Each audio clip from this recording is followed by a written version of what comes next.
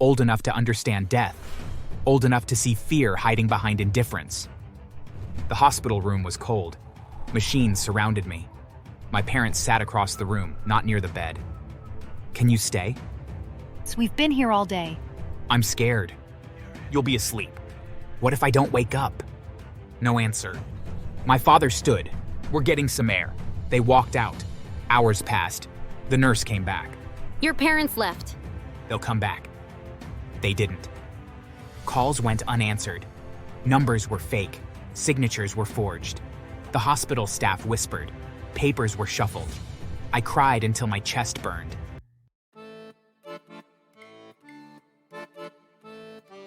My name is Elias Moreno, and I was born broken. That's not bitterness talking.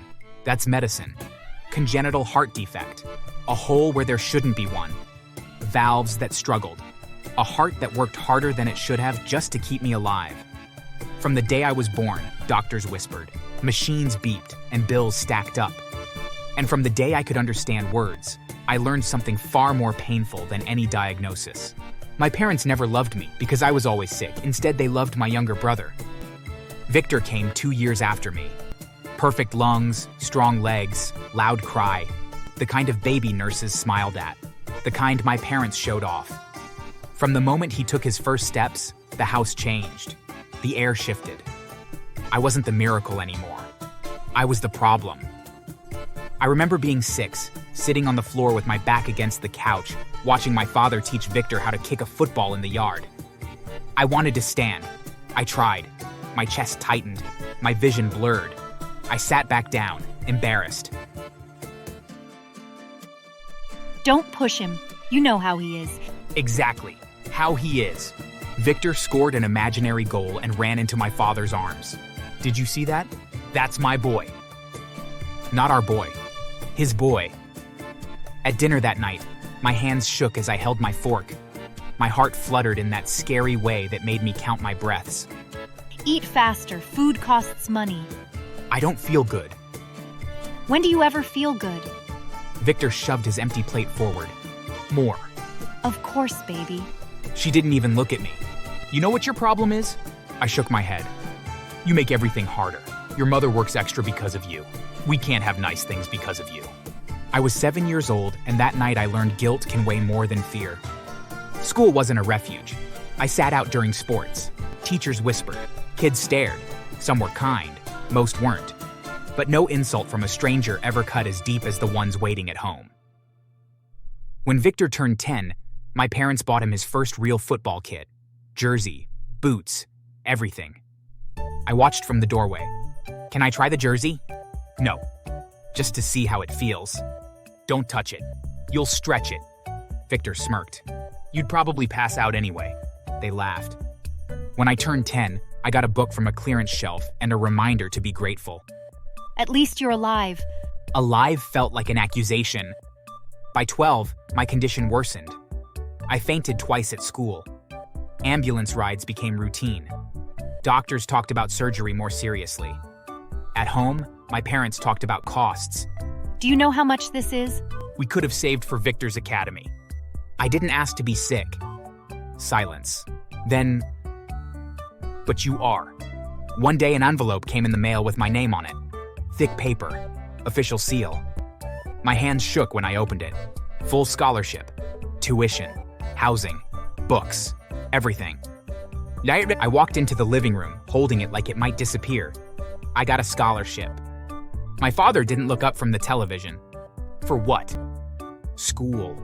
My mother glanced at the paper, unimpressed. Does it pay bills? It pays everything. My father finally turned. "Books won't save you." Victor laughed. "He'll probably drop out when his heart hurts." I stood there with the letter in my hand, realizing something important. They didn't understand it. They never would. My mom took the envelope and destroyed it. You're sick. You don't need any damn scholarship. That same week, my body finally gave up. It happened at school. One moment I was standing, the next the world tilted. My chest burned, my ears rang. I remember a teacher shouting my name, then the floor rushing up to meet me. I woke up in a hospital bed. Machines hummed. Tubes snaked across my chest. A doctor stood at the foot of the bed, his face grave. His condition has worsened. He needs surgery, soon. My parents nodded like they understood. Outside the room, I heard them whisper. How much? Without insurance coverage, it's expensive. We don't have that kind of money. They said it the same way they always did. Flat. Final. And yet, somehow, they still found money for church. My parents even took me to church to carry out their plans and beg for money for my surgery. People hugged my parents. They shook my father's hand. They cried for my mother. They pressed money into their palms. I sat in the pew, pale and quiet. You are such strong parents. We do everything for him. It's not easy. They bowed their heads while I stared at the floor. After service, an envelope was slipped into my mother's purse. For the boy's medical care. God bless you. In the car, my mother opened the envelope and counted the cash. This will help with Victor's new boot. I thought it was for the hospital. Silence. Don't be ungrateful. That was the day I learned my sickness was worth more to them when I stayed sick. The night everything broke was the night before my surgery. I was 14, old enough to understand death, old enough to see fear hiding behind indifference. The hospital room was cold. Machines surrounded me. My parents sat across the room, not near the bed. Can you stay? So we've been here all day. I'm scared. You'll be asleep. What if I don't wake up? No answer. My father stood. We're getting some air. They walked out. Hours passed. The nurse came back. Your parents left. They'll come back. They didn't. Calls went unanswered. Numbers were fake. Signatures were forged. The hospital staff whispered. Papers were shuffled. I cried until my chest burned. That was when one man didn't leave Dr. Samuel. I'm here. He sat beside me. He didn't rush. He didn't sigh. He didn't look annoyed. They're not coming back. Then I'll stay. He did more than stay. He signed papers. He took responsibility. He stood outside the operating room while surgeons cut my chest open and fixed what nature broke.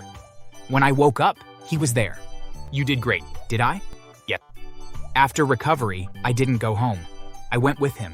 His house was quiet, warm, safe. I had my own room, my own books, my own dignity. For the first time, my illness wasn't a burden. It was just something we managed. Why are you doing this? It's because someone should have. Under his care, I healed. Not just physically, emotionally. I studied harder than I ever thought possible. I fell in love with medicine, with understanding hearts, with fixing them. I never heard from my parents. Not when I graduated high school. Not when I got into medical school. Not when I stood in a white coat. I'm proud of you, son. That word stayed with me. Years passed. I became successful, very successful.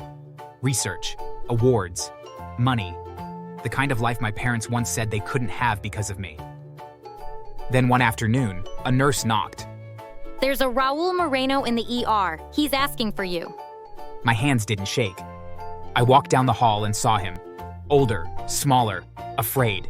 Elias, I didn't answer. Your mother told me you became a doctor. Cardiologist. I need help. So I hear. 2 days later, my mother came. Please. You left me. We were overwhelmed. You disappeared. We didn't know what else to do. I was a child. She cried. Your father needs a transplant. I know. You can help. I won't interfere. Her face broke. You're his son. You stopped being my parents first. I followed protocol. Nothing more. Nothing less. He waited like everyone else. He died waiting. The call came quietly. Clinical. Final. Victor never came to the hospital. He never could. Victor died months earlier. Collapsed on a football field. Heart stopped. No warning. The irony didn't feel like victory. It felt like closure. At the funeral, my mother screamed. You're all I have left. That was your choice. I walked away. I cut contact. Completely. Now I spend my days saving children with hearts like mine once was. I give them a future. I give them a chance. I fix hearts, just not the ones that broke me. And if you made it this far, congratulations. You survived abandonment, karma, and medical revenge without needing a transplant yourself. So go ahead, like the video, subscribe, and share. Because unlike my parents, you didn't leave before the end.